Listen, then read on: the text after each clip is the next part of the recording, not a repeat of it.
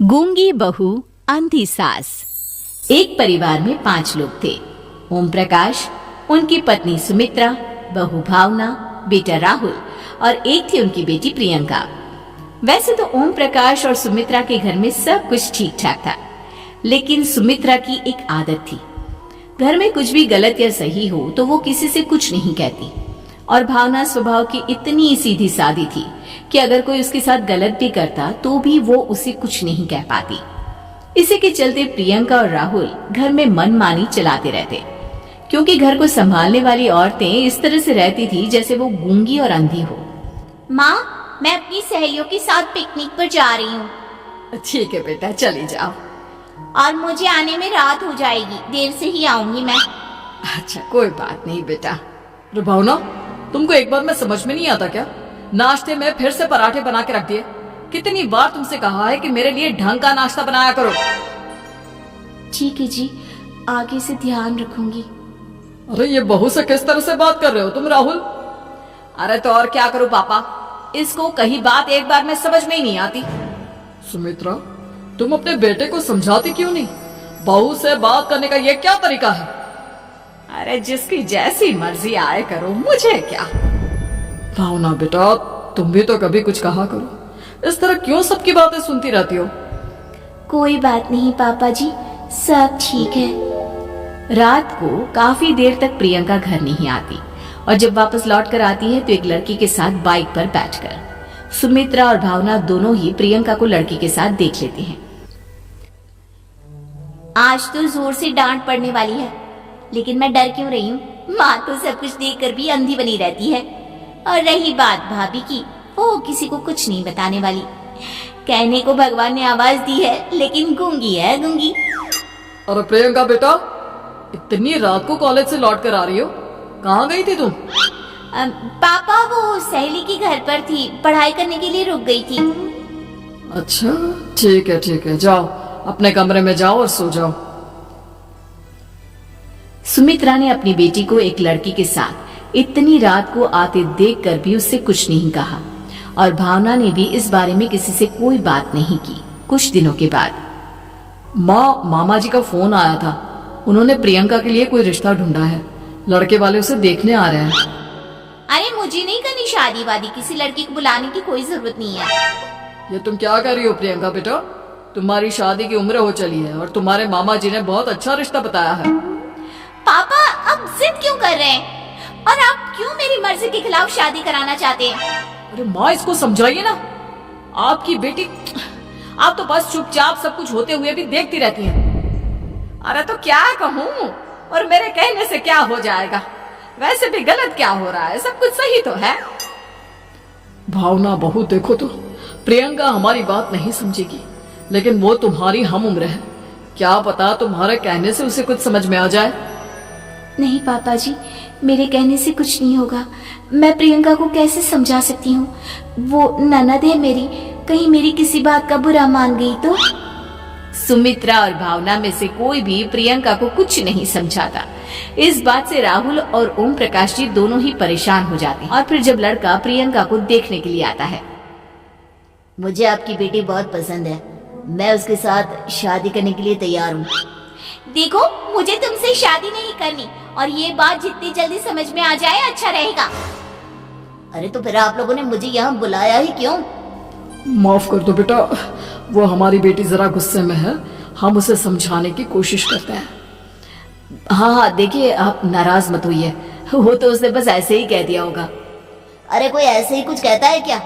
और ये आपकी पत्नी और माँ, ये दोनों इस तरह चुपचाप क्यों बैठे हैं, जैसे इस घर के मेंबर ही ना हो? आपके घर में सब कुछ ठीक तो है ना? अरे सब कुछ ठीक है बेटा। सुमित्रा, समझाओ ना अपनी बेटी को।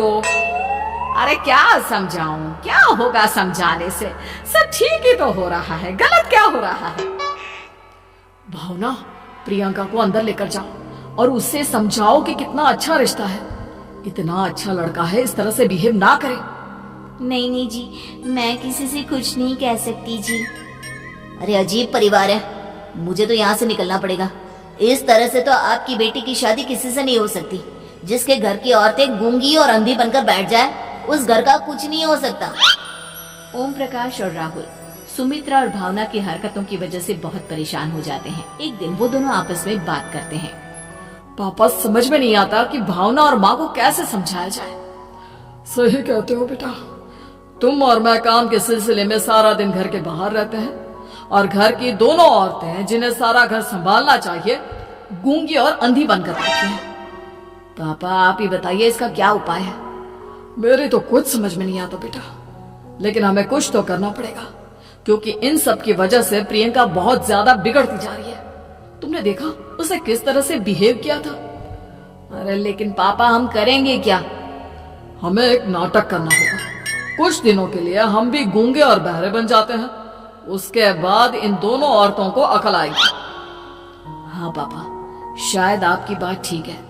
हम दोनों हर बार बात को संभाल लेते हैं और इसी वजह से माँ और भावना कुछ भी करने की कोशिश ही नहीं करते। फिर अगले दिन, भावना नाश्ते में क्या बनाया है? जी पराठे बनाए हैं। मेरे लिए पोहा बना दो। अच्छा जी ठीक है, अभी बना देती हूँ जी। बहू, नाश्ते में क्या बनाया है? पापा जी पराठे हैं और पोहे बन रहे हैं। अरे बहू, मुझे तो उपमा खाने का मन था, मेरे लिए उपमा बना दो। ठीक है पापा जी, अभी बना देती हूँ। भाभी जल्दी से जरा मेरा कॉलेज का टिफिन तो पैक कर देना। और सुनो, मुझे ना भिंडी की सब्जी खाने का मन है। सुमित्रा चुपचाप बैठी बैठी सब कुछ देख रही थी। उसने किसी से कुछ भी नहीं कहा और ये देखकर भावना को मन ही मन गुस्सा आ रहा था, लेकिन वो किसी से कुछ नहीं कह रही थी।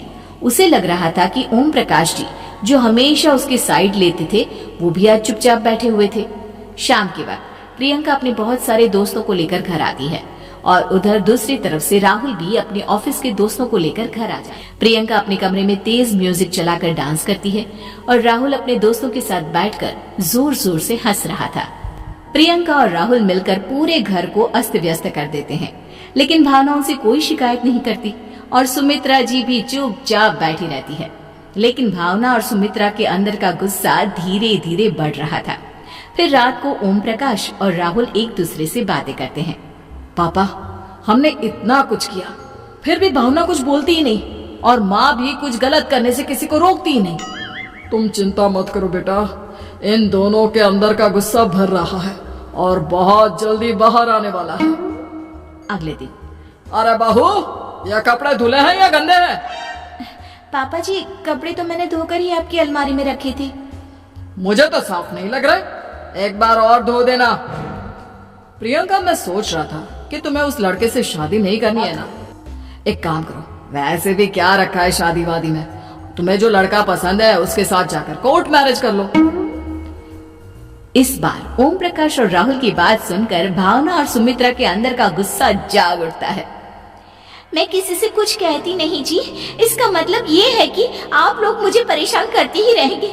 कल चार बार मुझसे नाश्ता बनवाया, आज पापा जी मुझसे धुले हुए कपड़ों को बार बार धुलवा रहे हैं। अरे मैं इंसान हूँ जी, कोई मशीन नहीं हूँ। तुम दोनों ने मिलकर इस घर की कैसी हालत बना दी है और अपनी बहन को भागकर शादी करने के लिए कह रहे हो। तुम भाई हो या दुश्मन? ओम प्रकाश और राहुल जोर जोर से हंसने लगते हैं। अरे इसमें हंसने की क्या बात है? हम लोग यहाँ इतने परेशान हो रहे हैं जी, तुम लोगों को ऐसी हरकत करने के बाद भी हंसी आ रही है। ये क्या कर रहे हैं जी आप दोनों? यही तो हम चाहते थे कि सुमित्रा तुम अंधी होकर ना बैठी रहो। घर में कुछ भी गलत हो तो उसे रोकने की कोशिश करो। और भावना, तुम अपने साथ हो रहे गलत व्यवहार पर भी कभी मुंह नहीं खोलती। ये सही बात नहीं है। मैं चाहता था कि तुम्हारी भी जुबान खुले, तुम गलत बात का विरोध करो। गूंगी बहू और अंधी सास की ये जोड़ी इस घर में अब नहीं चलेगी। एक परिवार में 5 लोग थे। ओम प्रकाश, उनकी पत्नी सुमित्रा, बहू भावना, बेटा राहुल और एक थी उनकी बेटी प्रियंका। वैसे तो ओम प्रकाश और सुमित्रा के घर में सब कुछ ठीक ठाक था, लेकिन सुमित्रा की एक आदत थी, घर में कुछ भी गलत या सही हो तो वो किसी से कुछ नहीं कहती।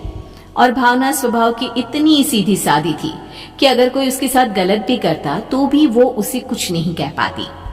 इसी के चलते प्रियंका और राहुल घर में मनमानी चलाते रहते, क्योंकि घर को संभालने वाली औरतें इस तरह से रहती थी जैसे वो गूंगी और अंधी हो। माँ मैं अपनी सहेलियों के साथ पिकनिक पर जा रही हूँ ठीक है बेटा, चली जाओ। और मुझे आने में रात हो जाएगी, देर से ही आऊंगी मैं। अच्छा, कोई बात नहीं बेटा। अरे भावना, तुमको एक बार में समझ में नहीं आता क्या? नाश्ते में फिर से पराठे बना के रख दिए। कितनी बार तुमसे कहा है कि मेरे लिए ढंग का नाश्ता बनाया करो। ठीक है जी, आगे से ध्यान रखूंगी। अरे ये बहू से किस तरह से बात कर रहे हो तुम राहुल? अरे तो और क्या करूं पापा, इसको कही बात एक बार में समझ में ही नहीं आती। सुमित्रा, तुम अपने बेटे को समझाती क्यों नहीं? बहू से बात करने का ये क्या तरीका है? अरे जिसकी जैसी मर्जी आए करो, मुझे क्या। भावना बेटा, तुम भी तो कभी कुछ कहा करो। इस तरह क्यों सबकी बातें सुनती रहती हो?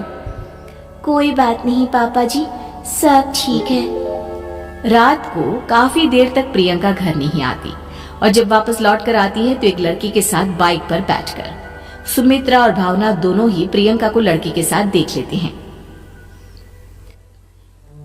आज तो जोर से डांट पड़ने वाली है, लेकिन मैं डर क्यों रही हूँ? माँ तो सब कुछ देखकर भी अंधी बनी रहती है। और रही बात भाभी की, वो किसी को कुछ नहीं बताने वाली। कहने को भगवान ने आवाज दी है, लेकिन गूंगी है गूंगी। अरे प्रियंका बेटा, इतनी रात को कॉलेज से लौट कर आ रही हो, कहाँ गई थी तुम? पापा वो सहेली के घर पर थी, पढ़ाई करने के लिए रुक गई थी। अच्छा ठीक है, जाओ अपने कमरे में जाओ और सो जाओ। सुमित्रा ने अपनी बेटी को एक लड़की के साथ इतनी रात को आते देखकर भी उससे कुछ नहीं कहा और भावना ने भी इस बारे में किसी से कोई बात नहीं की। कुछ दिनों के बाद मामा जी का फोन आया था। उन्होंने प्रियंका के लिए कोई रिश्ता ढूंढा है। लड़के वाले उसे देखने आ रहे हैं। अरे मुझे नहीं करनी शादी वादी, किसी लड़की को बुलाने की कोई जरूरत नहीं है। ये तुम क्या कर रही हो प्रियंका बेटा? तुम्हारी शादी की उम्र हो चली है और तुम्हारे मामा जी ने बहुत अच्छा रिश्ता बताया है। पापा अब जिद क्यों कर रहे हैं? और आप क्यों मेरी मर्जी के खिलाफ शादी कराना चाहते हैं? अरे माँ, इसको समझाइए ना। आपकी बेटी, आप तो बस चुपचाप सब कुछ होते हुए भी देखती रहती हैं। अरे तो क्या कहूँ, और मेरे कहने से क्या हो जाएगा? वैसे भी गलत क्या हो रहा है, सब कुछ सही तो है। भावना बहू, देखो तो प्रियंका हमारी बात नहीं समझेगी, लेकिन वो तुम्हारी हम उम्र है। क्या पता तुम्हारे कहने से उसे कुछ समझ में आ जाए। नहीं पापा जी, मेरे कहने से कुछ नहीं होगा। मैं प्रियंका को कैसे समझा सकती हूँ? वो ननद है मेरी, कहीं मेरी किसी बात का बुरा मान गई तो? सुमित्रा और भावना में से कोई भी प्रियंका को कुछ नहीं समझाता। इस बात से राहुल और ओम प्रकाश जी दोनों ही परेशान हो जाते हैं। और फिर जब लड़का प्रियंका को देखने के लिए आता है, मुझे आपकी बेटी बहुत पसंद है, मैं उसके साथ शादी करने के लिए तैयार हूँ। देखो, मुझे तुमसे शादी नहीं करनी, और ये बात जितनी जल्दी समझ में आ जाए अच्छा रहेगा। अरे तो फिर आप लोगों ने मुझे यहाँ बुलाया ही क्यों? माफ कर दो बेटा, वो हमारी बेटी जरा गुस्से में है, हम उसे समझाने की कोशिश करते हैं। हाँ देखिए, आप नाराज मत होइए, वो तो उसने बस ऐसे ही कह दिया होगा। अरे कोई ऐसे ही कुछ कहता है क्या? और ये आपकी पत्नी और माँ, ये दोनों इस तरह चुपचाप क्यों बैठे हैं, जैसे इस घर के मेंबर ही ना हो? आपके घर में सब कुछ ठीक तो है ना? अरे सब कुछ ठीक है बेटा। सुमित्रा, समझाओ ना अपनी बेटी को। अरे क्या समझाऊं, क्या होगा समझाने से? सब ठीक ही तो हो रहा है, गलत क्या हो रहा है? भावना, प्रियंका को अंदर लेकर जाओ और उससे समझाओ कि कितना अच्छा रिश्ता है। इतना अच्छा लड़का है, इस तरह से बिहेव ना करे। नहीं जी, मैं किसी से कुछ नहीं कह सकती जी। अरे अजीब परिवार है, मुझे तो यहाँ से निकलना पड़ेगा। इस तरह से तो आपकी बेटी की शादी किसी से नहीं हो सकती। जिसके घर की औरतें गूंगी और अंधी बनकर बैठ जाए, उस घर का कुछ नहीं हो सकता। ओम प्रकाश और राहुल सुमित्रा और भावना की हरकतों की वजह से बहुत परेशान हो जाते हैं। एक दिन वो दोनों आपस में बात करते हैं। पापा, समझ में नहीं आता कि भावना और माँ को कैसे समझाया जाए। सही कहते हो बेटा, तुम और मैं काम के सिलसिले में सारा दिन घर के बाहर रहते हैं और घर की दोनों औरतें जिन्हें सारा घर संभालना चाहिए, गूंगी और अंधी बनकर बैठी हैं। पापा आप ही बताइए, इसका क्या उपाय है? मेरी तो कुछ समझ में नहीं आता बेटा, लेकिन हमें कुछ तो करना पड़ेगा, क्योंकि इन सब की वजह से प्रियंका बहुत ज्यादा बिगड़ती जा रही है। तुमने देखा उसे किस तरह से बिहेव किया था? अरे लेकिन पापा हम करेंगे क्या? हमें एक नाटक करना होगा। कुछ दिनों के लिए हम भी गूंगे और बहरे बन जाते हैं, उसके बाद इन दोनों औरतों को अकल आएगी। हाँ पापा, शायद आपकी बात ठीक है। हम दोनों हर बार बात को संभाल लेते हैं और इसी वजह से माँ और भावना कुछ भी करने की कोशिश ही नहीं करते। और फिर अगले दिन। भावना, नाश्ते में क्या बनाया है? जी पराठे बनाए हैं। मेरे लिए पोहा बना दो। अच्छा जी ठीक है, अभी बना देती हूँ जी। बहू, नाश्ते में क्या बनाया है? पापा जी पराठे हैं और पोहे बन रहे हैं। अरे बहू, मुझे तो उपमा खाने का मन था, मेरे लिए उपमा बना दो। ठीक है पापा जी, अभी बना देती हूँ। भाभी जल्दी से जरा मेरा कॉलेज का टिफिन तो पैक कर देना। और सुनो, मुझे ना भिंडी की सब्जी खाने का मन है। सुमित्रा चुपचाप बैठी बैठी सब कुछ देख रही थी। उसने किसी से कुछ भी नहीं कहा और ये देखकर भावना को मन ही मन गुस्सा आ रहा था, लेकिन वो किसी से कुछ नहीं कह रही थी। उसे लग रहा था कि ओम प्रकाश जी जो हमेशा उसके साइड लेते थे, वो भी आज चुपचाप बैठे हुए थे। शाम के वक्त प्रियंका अपने बहुत सारे दोस्तों को लेकर घर आती है और उधर दूसरी तरफ से राहुल भी अपने ऑफिस के दोस्तों को लेकर घर आ जाता है। प्रियंका अपने कमरे में तेज म्यूजिक चलाकर डांस करती है और राहुल अपने दोस्तों के साथ बैठकर जोर जोर से हंस रहा था। प्रियंका और राहुल मिलकर पूरे घर को अस्त व्यस्त कर देते हैं, लेकिन भावना उनसे कोई शिकायत नहीं करती और सुमित्रा जी भी चुपचाप बैठी रहती है। लेकिन भावना और सुमित्रा के अंदर का गुस्सा धीरे धीरे बढ़ रहा था। फिर रात को ओम प्रकाश और राहुल एक दूसरे से बातें करते हैं। पापा, हमने इतना कुछ किया, फिर भी भावना कुछ बोलती ही नहीं और माँ भी कुछ गलत करने से किसी को रोकती ही नहीं। तुम चिंता मत करो बेटा, इन दोनों के अंदर का गुस्सा भर रहा है और बहुत जल्दी बाहर आने वाला है। अगले दिन। अरे बहू, ये कपड़े धुले हैं या गंदे हैं? पापा जी कपड़े तो मैंने धोकर ही आपकी अलमारी में रखे थे। मुझे तो साफ नहीं लग रहे, एक बार और धो देना।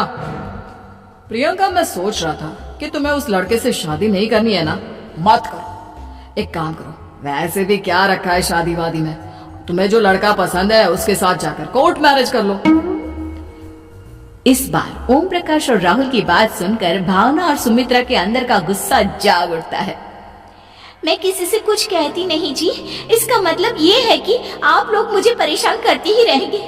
कल 4 बार मुझसे नाश्ता बनवाया, आज पापा जी मुझसे धुले हुए कपड़ों को बार बार धुलवा रहे हैं। अरे मैं इंसान हूँ जी, कोई मशीन नहीं हूँ। तुम दोनों ने मिलकर इस घर की कैसी हालत बना दी है और अपनी बहन को भागकर शादी करने के लिए कह रहे हो। तुम भाई हो या दुश्मन? ओम प्रकाश और राहुल जोर जोर से हंसने लगते हैं। अरे इसमें हंसने की क्या बात है? हम लोग यहाँ इतने परेशान हो रहे हैं जी, तुम लोगों को ऐसी हरकत करने के बाद भी हंसी आ रही है। ये क्या कर रहे हैं जी आप दोनों? यही तो हम चाहते थे कि सुमित्रा तुम अंधी होकर ना बैठी रहो। घर में कुछ भी गलत हो तो उसे रोकने की कोशिश करो। और भावना, तुम अपने साथ हो रहे गलत व्यवहार पर भी कभी मुंह नहीं खोलती, ये सही बात नहीं है। मैं चाहता था कि तुम्हारी भी जुबान खुले, तुम गलत बात का विरोध करो। गूंगी बहू और अंधी सास की ये जोड़ी इस घर में अब नहीं चलेगी।